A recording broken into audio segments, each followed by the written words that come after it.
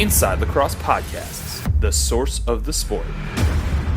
Welcome to the Inside Lacrosse Podcast. I am Matt Kinnear, joined by Terry Foy and Kevin Brown.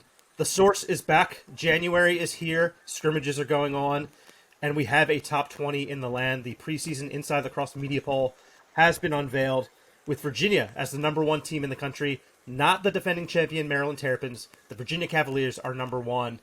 And Terry, I'm going to start with you since you do your weekly top 20 throughout the season, every Monday afternoon and Tuesday morning, kind of talking about, the ups and downs and who you think are the best teams and who's rising and who's falling. So you're a little bit of an expert here in this this top 20 realm. When you look at this top 20 that the media has produced, and this is 26 different media members who vote in the IL Media Poll, what sticks out to you? What surprises you most? Well, first of all, you should probably have asked that question to somebody who voted Virginia number one, because I voted Maryland number one. So I guess to an extent, I'm surprised that the Cavaliers are number one. And I think that stems from a number of things, one of which is a reflection of the most substantial question I have heading into this spring, which is how to weigh and value what we saw in the fall. I think that when I, go back 12 months, one of the things that positioned me better than many media members to, for lack of a better way of putting it, respect the Ivy League was putting heavy emphasis on what we saw in the fall.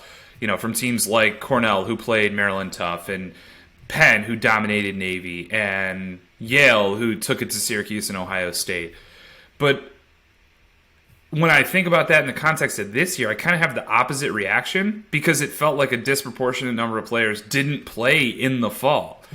And Virginia falls into that category for me. I got an opportunity to see them play at the American Boy Foundation event in Northern Virginia. And there was no Peyton Cormier. There was Connor Schellenberger had been with the U.S. national team the 2 days prior, so he was very tired, and Griffin Schutz took on that role as kind of like the lead initiator. From a defensive standpoint, I believe there was no Cade Sawstad. There was definitely no Cole Kastner. There was definitely no Quentin Matsui. There was no and his Grayson Saladay. So, and there was no kind of star transfers from Vermont and Stanford. But at the same time, I left that feeling a little cold about Virginia. And I know that I'm not the only one, because Lars Tiffany said to me after the event, he's like, have you ever seen a Virginia team that struggled this much athletically and didn't win their matchups? Like, he was kind of flummoxed by it. And when I asked him what was next, he's like, the weight room and the speed department. So, again, if I'm having the same reaction that I did a year ago, I'm really emphasizing the fact that Virginia didn't have a great showing and saying, not the number one team in the country. Whereas, Maryland put in a good effort against Cornell. They put in a pretty good effort against the U.S. national team. Word on the street is that they beat Duke in their early season spring scrimmage. But on the other hand, I think across the board, I'm kind of discrediting some of the fall results. So, I use the word flummoxed in terms of Lars Tiffany's reaction to seeing his team play, and I feel like that's kind of the way that and by virtue of having four teams receiving number one votes. Well, flummoxed, Terry, but at some point, the knowns are known, right? All of those people that you mentioned for Virginia, we did not need to see them in fall ball in order to know what they can produce. A year ago with the Ivy League, we did not know what those guys were capable of given the year off and all of the circumstances, and even some of the composition of the rosters a year ago when we were thinking about this was kind of in question and not really known at that point. So, to me, I think Virginia is such a known commodity. And Kevin, you're probably one of the rare people who has seen both of these teams in person kind of over this offseason span. You went to a Virginia practice, so you weren't at a scrimmage event, but you also were at the Maryland Cornell fall ball event, the scrimmage that they played. So you have a little bit of a, when you're comparing the two teams side by side, does anything stick out to you about maybe why you would go one way or the other? And who did you vote for as number one? Yeah, so I voted for Virginia as the number one team in the preseason poll purely because I have questions of how well this new-look Maryland offense will hold up in the spring.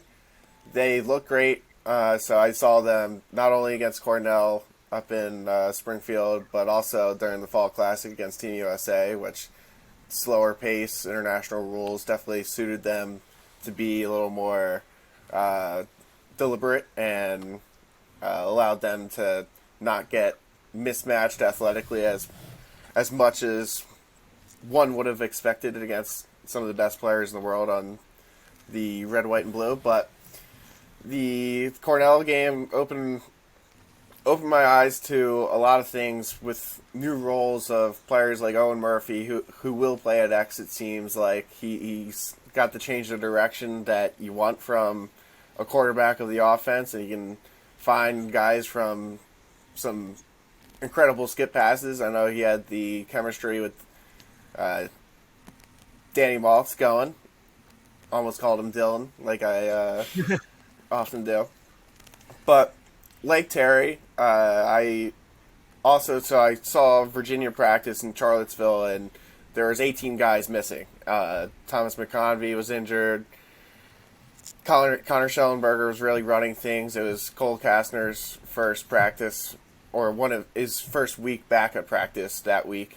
He was really running things defensively. And they were still just super impressive athletically, and they had the fire under their bellies, so to speak, after what was a lackluster weekend up at, was it against Lehigh, and who else were they scrimmaging? Penn State. And when you said Springfield earlier, I'm pretty sure that it was also at Springfield High School in Northern Virginia. I think both of the events, if memory serves, were at Springfield High Schools. Yeah. And Virginia this weekend will be at Springfield High School against Navy in one of the kind of premier scrimmages of the preseason here. Yep, so Navy, I think, is also another team to watch for. I'm sure we'll maybe get to some teams that were considered down the list. But, yeah, it was really splitting hairs between Virginia and Maryland, and that defense is so legit for the Terps. Logan McNaney anchoring that squad is going to be legit.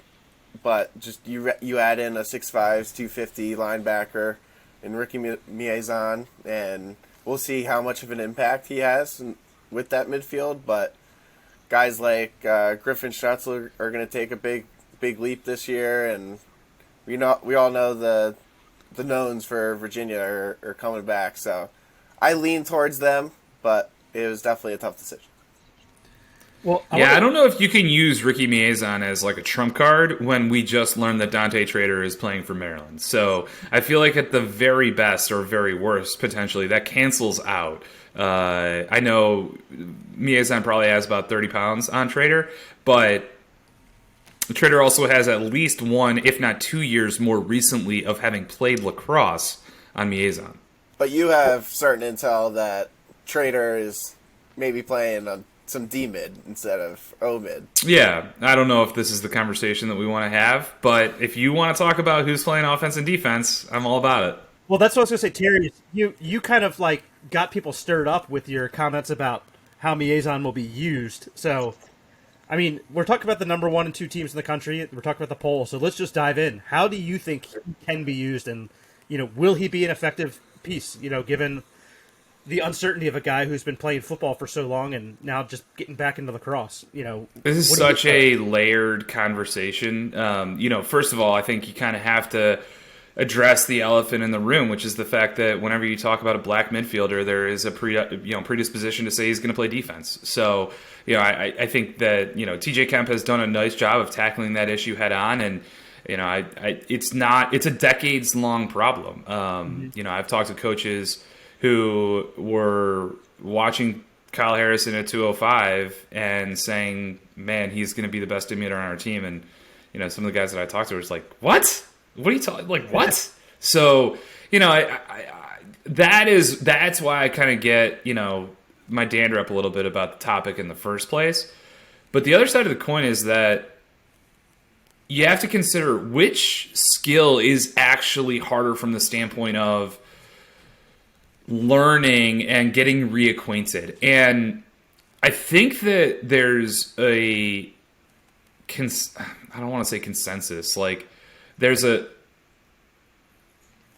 So, yeah, okay, then I'll give you the floor in a second. I mean, my opinion is that it's easier to run straight and shoot than it is to know when you have to support and know where you have to be on a clear and know what your responsibilities are in the sub game. So, like, I'm not trying to discredit my own point about the fact that, I mean, this just it kind of harkens back, and it's kind of funny now, right? With like half the NFL started quarterbacks being black, but Matt, you and I are old enough to remember when Donovan McNabb was like, "Oh, is he smart enough to play quarterback?" was like a topic of radio conversation, and obviously that has been laid to rest a long time ago. But it's like, from the standpoint of playing lacrosse, the issue of reacclimation doesn't have much to do with I guess I should say that in the opinion of high-end college or top 20 college coaches,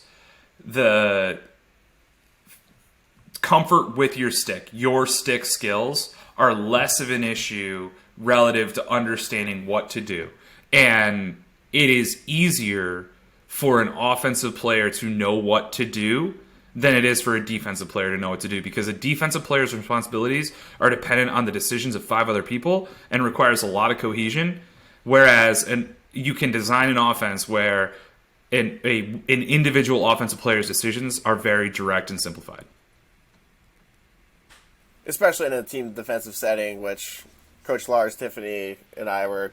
He was just chewing my ear off for 10 minutes about how the transition into college lacrosse is super difficult for defensive players, and he's really harped on the improvement upon team defensive rotations and settings with guys like Evans in the offseason, and he was hesitant to start Cole Kastner back in the day when he was a freshman, but luckily he had coaches tell him that was a smart thing to do. He had the physical attributes, but it's definitely a interesting conversation. But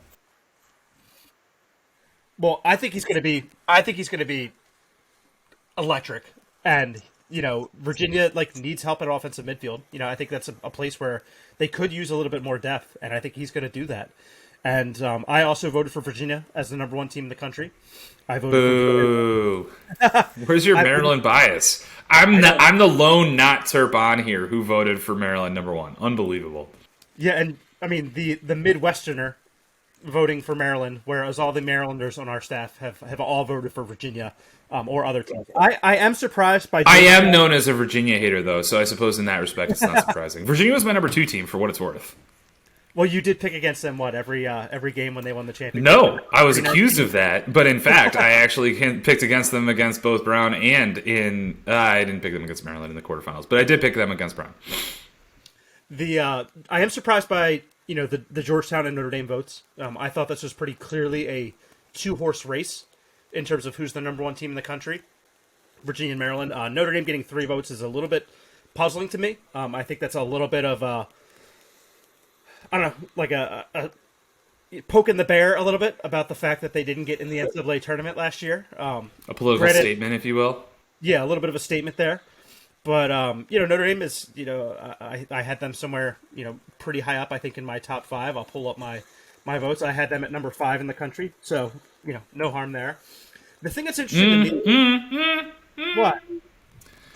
Well, I just want to point out that when Notre Dame didn't have Jake Taylor in 2022, they were 2-4. And when they did, they were 6-0. So, do they have Jake Taylor for the first 6 or 8 games of the season this year? No, they don't. So, I mean, I understand that Chris Kavanaugh's improvement, Will Lynch's improvement, Brian Tevlin's arrival, Chris Fake's arrival, Chris Conlon's arrival, Liam Entman's improvement, all these factors might overcome that. But for me, it's a geometry problem. And it came down to the reliability of that third attackman. So everything I just said doesn't affect the role of the third attackman. And clearly, That was what was the determining factor between how good they were versus how bad they could be in 2022. And it's not to say that whether it's a Riccardelli or a Westland that solves the problem this year, that it can't be solved. It could be solved, but both those options were available last year, and it didn't solve the problem.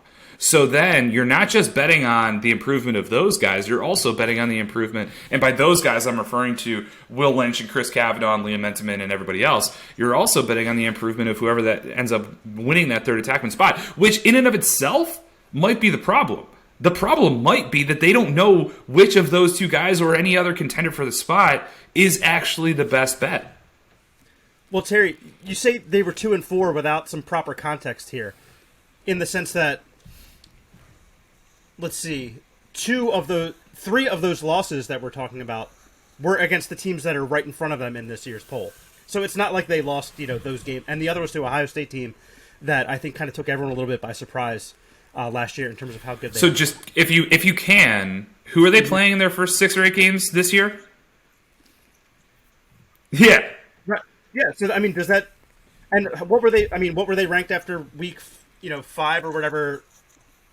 I remember getting some hate mail last year about how... We were favoring them because at 2-4, they were still like the 14th ranked team in the country or something along those lines. Yeah, they were still like... And ultimately, they ended up vindicating it from the standpoint of going 6-0 down the stretch. And again, I'm not saying the same thing might not happen again. I was talking to Kevin Corrigan in the summer, and he talked about how the timing of Jake's injury might actually be even more beneficial than it was last year, because this summer, in the summer of 22, he was injured playing box in Colorado, which meant that he had his surgery, and then he immediately came back to South Bend. So he was on campus while he was rehabbing all fall. Whereas the year prior, he had his injury during the season, which meant that he was essentially rehabbing for the first 2 months at home. And, Casey was kind of optimistic that his rehabbing on campus was going to ensure that, that speed of improvement or rate of improvement was faster. And so, again, I mean, is he going to come out and score 8 goals in his first game in the Carrier Dome? I don't know. But again, I look at it, for me, Notre Dame is very solidly a 7, 8, 9 team. And it's not I'm not quibbling about the difference between 5 and 7. That's not the point I'm trying to make. But the difference between voting them number 1 versus where I think they belong until they prove and show their solution for not having Jake Taylor is definitely worth a handful of spots away from that top of the chart. I think for sure voting them number 1 is questionable. Voting them number 5 is giving them a little bit of benefit of the doubt. The thing that really interests me with this poll is, and just, with the conferences in general this year, is just how many of these races between conference opponents that I feel like they're just clustered right next to each other and I don't know who to side among.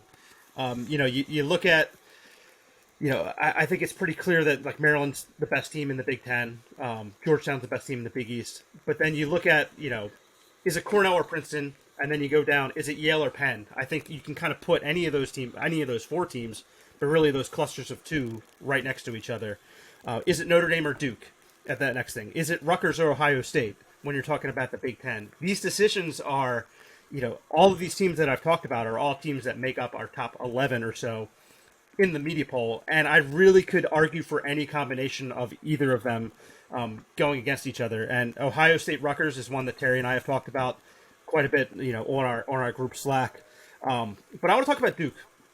When we're talking with this ACC, Duke, Brennan O'Neill has, when we did our top 50 players, Brennan O'Neill was the one person who got the most feedback about his positioning in that. I'm sure there's going to be feedback when we do the All-Americans about where he is ranked in that. And, he's the guy who's picked for Team USA.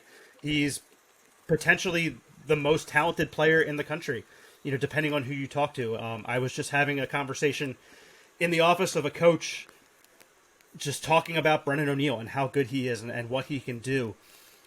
So Duke, though, just underperforming last year. We have them at number 8 in the country. We got a little bit of feedback from their scrimmages and heard that they played well against Maryland. But why can Duke be a much better team this year than last year? And maybe not much better, but close out those games and just have a better record and be a tournament team and I guess, perform to what people expect of them? It comes down to two things. One, you hit on, it's unleashing the only player in college lacrosse to make Team USA for next summer's championships and giving him the full keys to the offense, which he's kind of been incrementally getting more of as his college career has gone on. But making sure he's the focal point and having that kind of pecking order down. But also, the second thing is far more important, and something us as a staff discussed a lot during the 22 season, is just effort. It's the effort plays weren't there in 22. So getting between the lines and making sure, like, February lacrosse matters for once down in Durham, well, it's going to be important. Now that the Ivy League is so good, you have to ensure that each game counts. And Duke, you can't be losing to Syracuse. You can't be taking any games off. And Terry, how does Andrew McAdory play into this? Yeah, so first I want to answer your original question, which is how can they be better? And I think the answer is that they won't be better.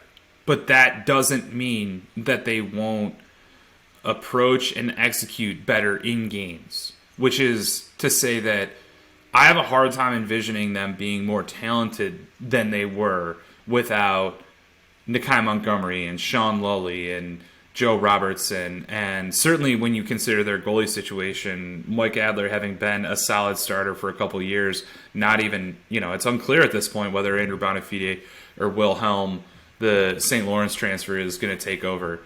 I do think that there is one ace card, and that's Jake Naso he was at 56% last year. I mean, I don't think that it's impossible for a Luke Weirman-esque improvement to kind of come to fruition. But, the other way to consider this is, so a 2-goal loss to Jacksonville, a 1-goal loss to Penn, a 2-goal loss to Loyola when they were dominating in the first half, a 4-goal loss at Syracuse when, getting from Durham to Syracuse is definitely a bugaboo for the program and has been.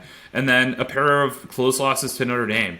They were 11-6, and when you dive into those results, it's pretty easy to turn two of them because on the other hand, like, you look at it and it's not as if there were a bunch of 1 or 2 goal wins that could have theoretically gone the other way. When they won, they dominated. And so as a result, to Kevin's point, is it effort? That's just, I shy away from that term because it's a little too critical.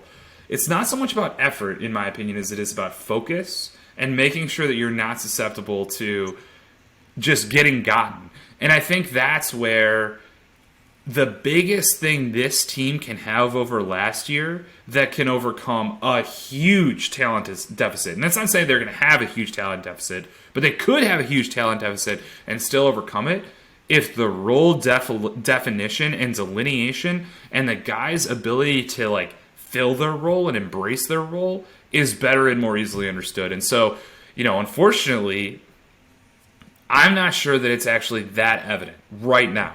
Because to your point about Andrew McAdory, I mean, first of all, the issue, in my opinion, is that they haven't had a quarterback, right? They didn't have a quarterback last year. And with Michael Sowers, they had a quarterback who wasn't used to essentially playing with guys who were as prolific as the guys that he played with in the 2021 season. And so as a result, there was always a little bit of tension there. Andrew McAdory has to be the quarterback of this team, because there is nobody else on the roster that has the skill set to do it. And that's no disrespect to Tommy Schelling, but I just know that it's not going to be him. So as a result, it has to be McAdory. And he's got to figure out a way to facilitate with two lefties that, generally speaking, are going to occupy the same space in Dyson Williams and Brennan O'Neill. Those guys are going to be on the field together a lot. And so by virtue of that, there is going to be a math and geometry problem. It's not unsolvable. It's just not normal. So the options, the answers, the solutions aren't readily available. And so then when you consider how are these midfielders going to support Are they going to be knockdown stretch shooters? Are they going to be dodgers who bang it through X? Like, those are questions that we're going to have to see as well. There's a lot of two-way talent on this team, so theoretically they should be good in transition. But ultimately you've got the best end of shot clock guy that exists in lacrosse in Brennan O'Neill, and it's just a function of how does that role manifest with everybody else. The goalie question is an enormous one. I mean, we've seen enough good, talented defenses, really crumble efficiency-wise because they were giving up shots that were supposed to be saved and they weren't saved.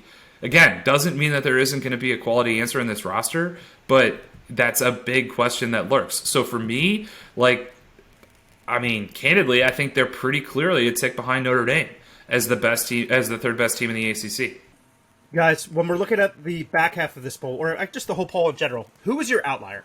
Who was the team that you most deviated from what the consensus became in the media poll? Kevin, we'll start with you. Great question. So I had Denver at 20, so I at least ranked them. I know, Terry, we'll get to you, but in the show notes, you said you didn't really consider them. Let's see. Richmond, I thought I'm higher on Richmond than it seems like the media is. I had them up at 16. So it's really small, like 4 or 5 spots between those two. And the rest were pretty in line. I mean, I had, this is great podcasting, but I had Penn at 7, so I was surprised they fell all the way down to 10. I don't think that's justifiable.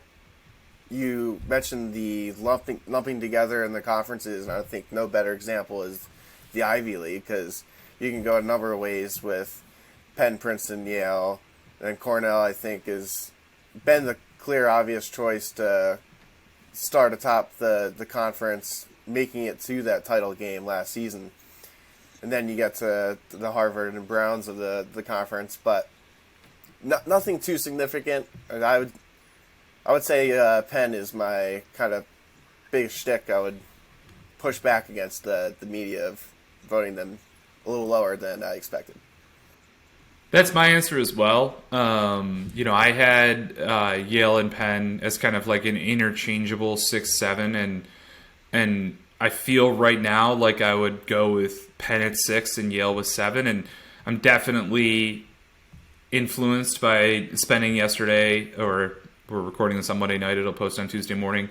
So 2 days ago, 48 hours ago, we were recording a video interview with Sam Hanley, and I can't really put my finger on exactly why I came away from that with a higher opinion or kind of a more bullish perspective on the team than I did going in. And it's not like meaningfully more bullish. It's just, incrementally so. But I don't know, man. I think, it's probably fair to say that the Quakers lost more than the Bulldogs, despite the fact that, 2 of Notre Dame's starters are going to be former Yale Bulldogs, and they're not the only guys that they lost from that team.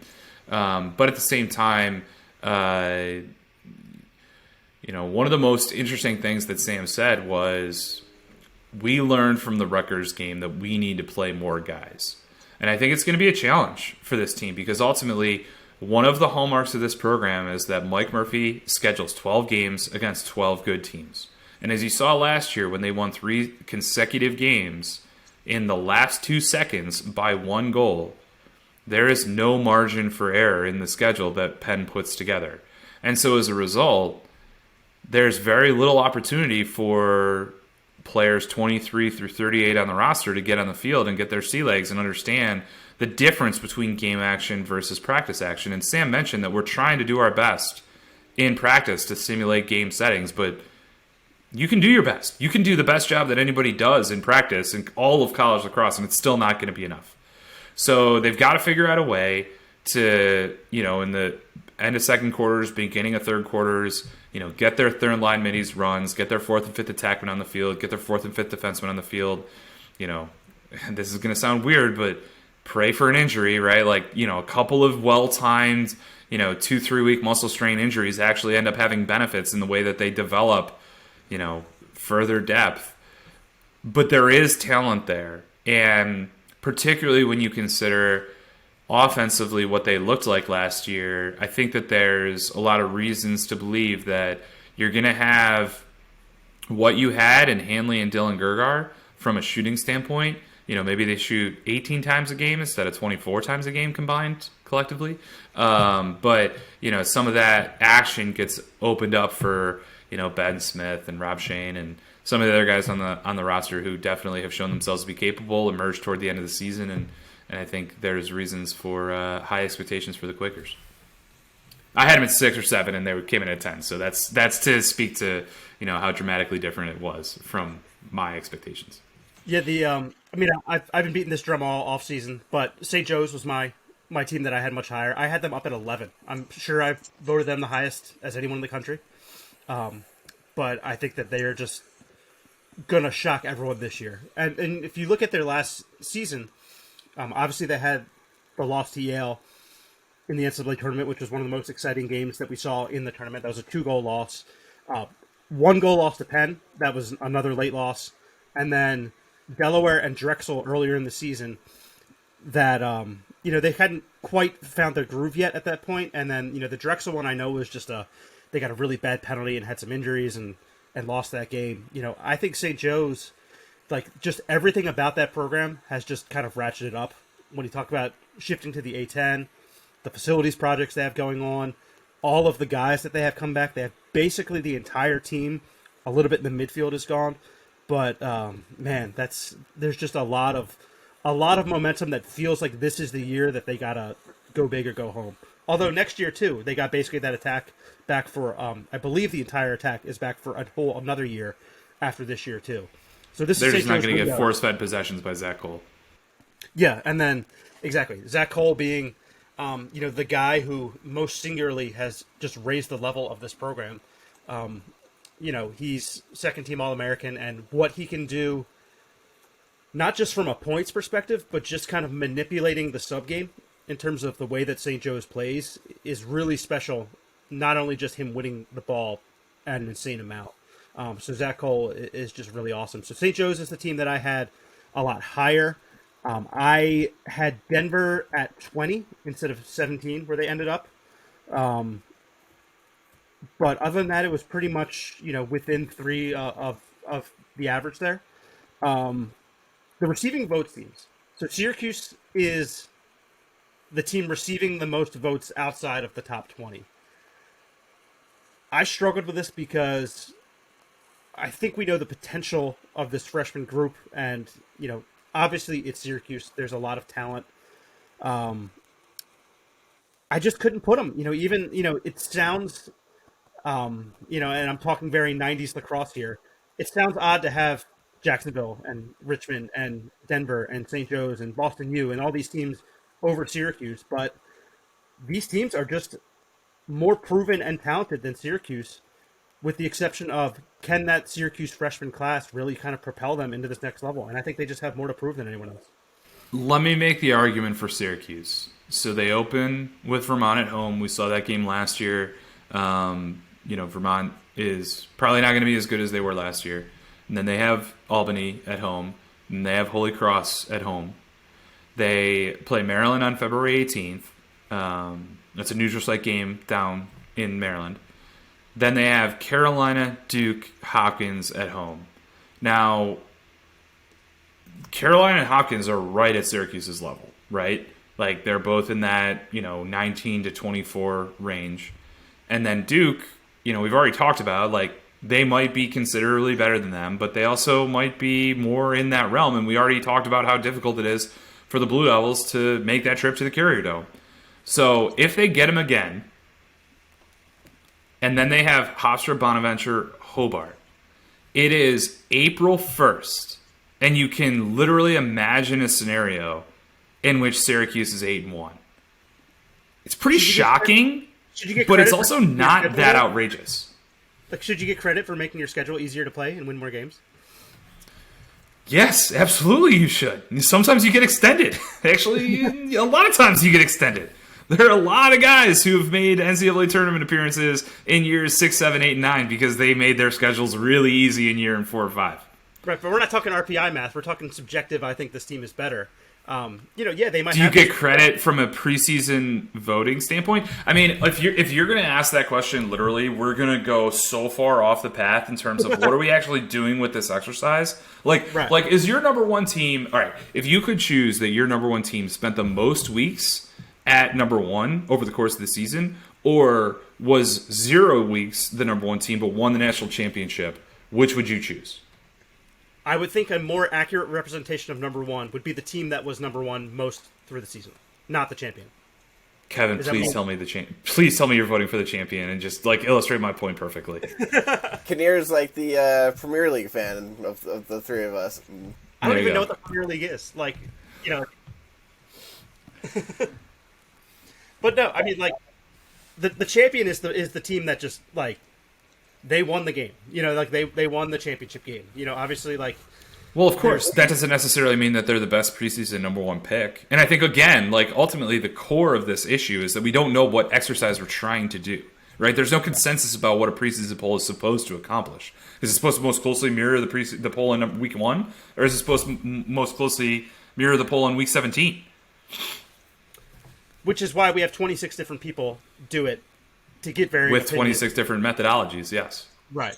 To get some sort of, mix it together, and this is what you get. But if you voted Syracuse number 8 to start the season, and then they're 8-1, you're not going to take a victory lap? You know what I mean? I mean, candidly, that was a huge part of my motivation, or not motivation, my thought process last year, right? If I knew that they were playing teams that they could beat out of the gate, I would have had a much different opinion on it. But when I was getting chirped for not having Syracuse in my preseason top 20 last year, I was like, all right, well, let's revisit this conversation on March 5th. And they were 3-4. Well, also, you're considering, I'm considering that Albany's going to go in there and win in the Carrier Dome on February 10th. Oh, yeah, of course. I mean, I'm not trying to... So I'm not selling tickets to a neutral site AFC Championship game in Atlanta. That's not what I'm trying to accomplish with this one. But outside, did you have Terry? Did you have anyone that you voted for that fell outside the top 20? Loyola, who I had, I think, at 19, and I feel good about that. I think they ended up at 25 or the equivalent of 25 when you look at the receiving votes in order of votes received, and I mean, they're going to be better than people expect. I mean, they're going to struggle winning faceoffs. Goalie play is a huge question mark. I think Luke Stout has the opportunity to be really good. Assuming that he wins the starting position. Don't know whether he will or not. They've got tons of options defensively. They've got 6 long poles who are of that Loyola mold. And you talked about the role that Owen Murphy can play for Maryland. I think that Luke Murphy is going to be a really important player for Loyola. So it's going to be a challenging spring for the Murphy family in terms of figuring out which... Well, I guess they're just going to fly from Boston to BWI regardless. So, whether they're heading to College Park or Cold Spring Lane is a question for the day. Shipping down from Boston. Dropkick Murphys. Kevin, what about you? Anyone that you had outside? I don't think so, actually.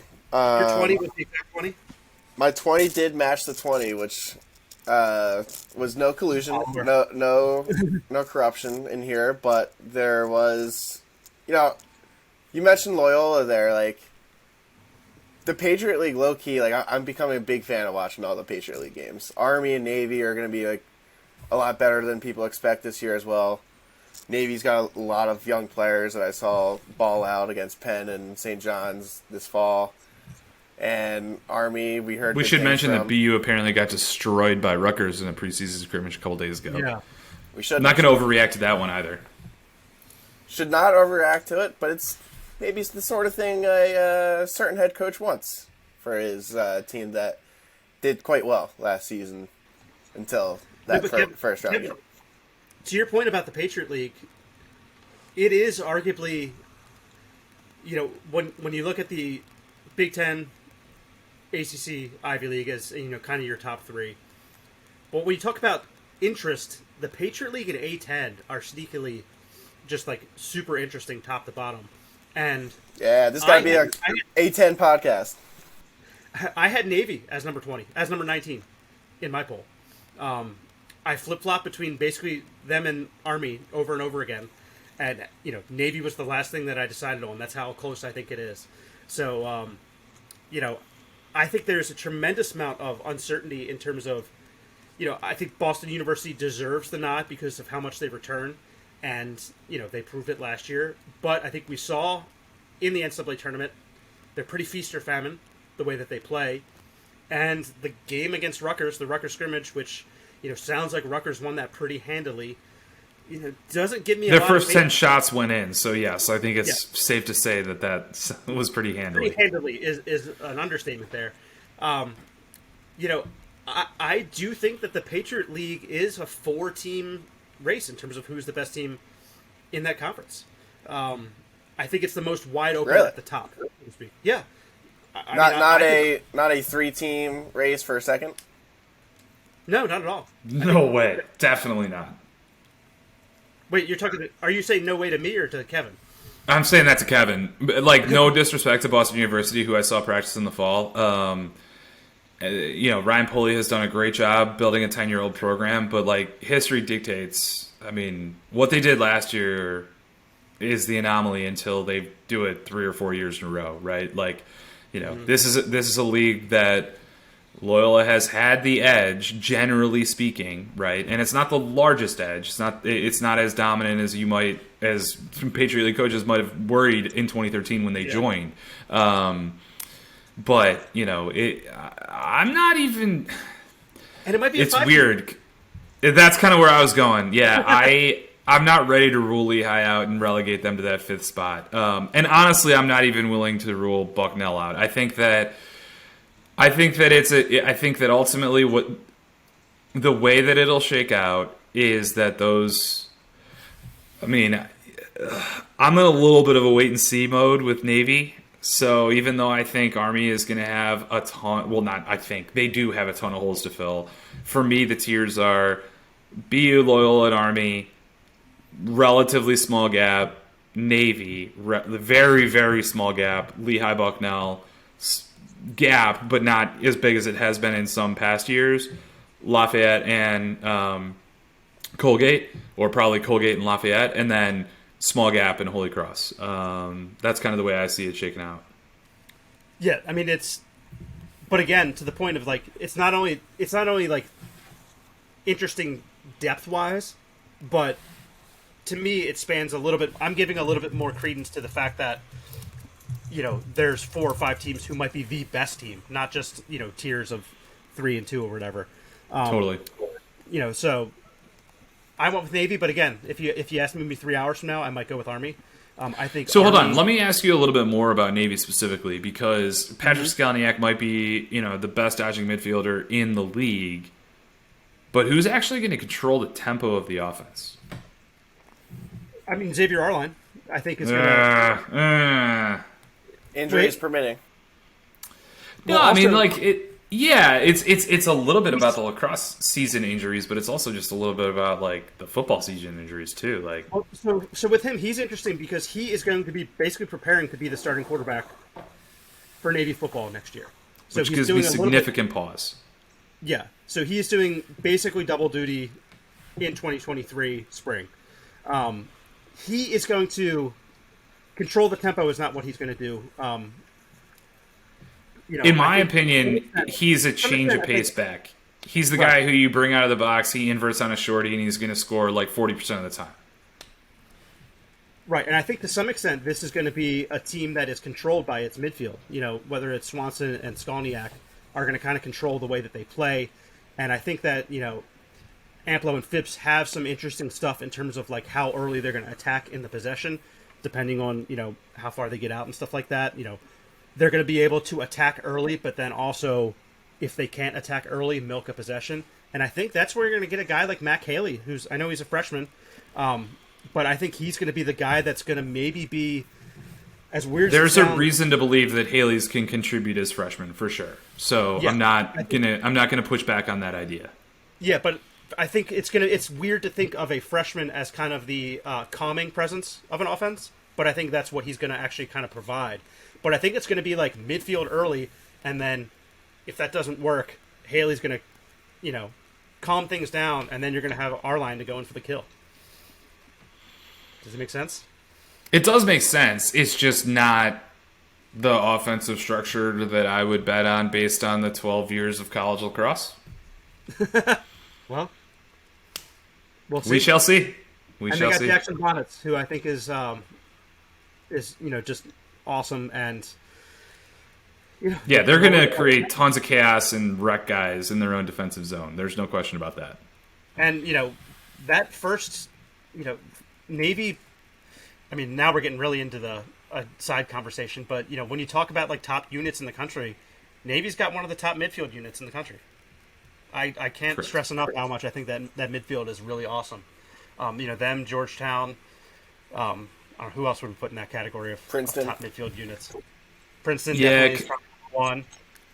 It depends on what you're valuing, right? But if it's offensive initiation, I think Cornell with Kelleher and Blake get in there. But if it's versatility, I mean, Harvard's got 9 Swiss Army knives who are all sophomores. They got to prove it, but and Virginia, I mean, who knows? They, have a bunch of attackmen who play midfield, but they're really good.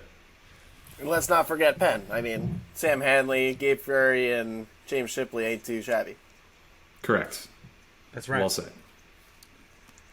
Well, the polls are fun, but they're polls. We play the games, right? That's what's the soundbite? Like, you're here to play the games. That's why you play the game. Why they play the game? The Herm Edwards. Yeah. Yeah. So, I'm pumped for some actual lacrosse. Like we said, there's some scrimmages this past weekend. We mentioned Rutgers and BU. Coming up this coming weekend, Maryland and Georgetown are scrimmaging, which is going to be, pretty top tier stuff. And then the aforementioned Navy Virginia. That's another big one to watch. I was a little bit impressed seeing kind of the scoreline of Penn State. They were scrimmaging, and Trainer had, I think he had 4 or 5 goals in their scrimmage. And Jacksonville and Lynchburg played. I think the big news that's coming out of that is Max Waldbaum. It looks like there's some sort of lower body injury, but how severe that is, if he's going to miss any time, is yet to be known. So that's something to kind of really keep an eye on if you're also Lynchburg won. And Lynchburg did win. It sounds like, which is interesting because, in our coming D3 rankings, we were deciding whether or not Lynchburg was a top 10 team in D3. So I asked our D3 resident expert, Dan Kaplan, about it, and he was like, don't look too much into it. So 17-15 win. Well, I think that one Twitter. Yeah. By the same token, if you're handicapping men's 2023 World Championship results, I'm not sure that putting too much stock in the Hautenosaunee's win over Albany in 6 quarters is also doing you very much good. There are like 4 Albany players who I don't even know which team they played for because they're in contention for Haudenosaunee selection. So and Scott coached the Haudenosaunee. Yeah, their coach is among the people who might have been trading sidelines. So from what I gathered from that scrimmage is that I think one of the hallmarks you're going to see of UAlbany this year is it kind of has it's just a lot more unselfish than teams you've seen in this past few years, and kind of back to a little more of their heyday, where even though they had star players, they were generally like a pretty unselfish team. I think there's a lot of excitement coming out of Albany, and they were pretty happy with what happened in that game against the Haudenosaunee. But like you said, they were switching players. The goalie, Jack Van Valkenburg, who was pretty good in the World Games. Played for the Haudenosaunee for at least. I think he qualifies as very good. He was very good. But I don't think he's going to start for Albany. But so yeah, there was a lot of shared DNA between the Haudenosaunee and the Albany program. So I think if you're an Albany fan, though, just from what I heard, you should be pretty happy about that. What happened there?